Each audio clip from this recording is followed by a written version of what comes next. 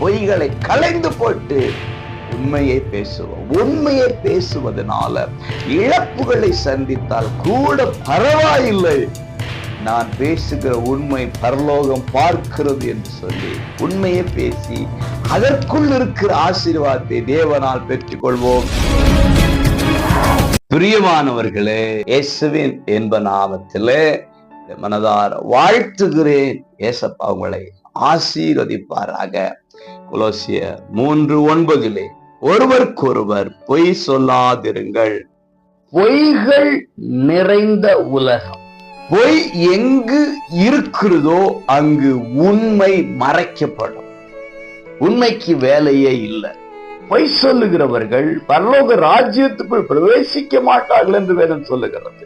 இதெல்லாம் அறிந்த நாம் அடிக்கடி தெரிந்தே பொய் சொல்லுகிறோம்.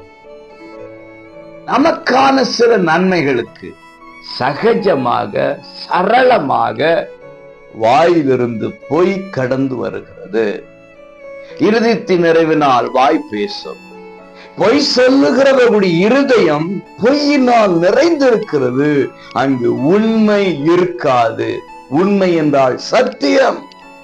சத்தியம் இருக்காது. சத்தியம் என்றால் சத்தியர் இருக்க மாட்டார். நமக்குள்ளே நமக்குள்ளே சத்தியம். சத்தியம்தான் உண்மை.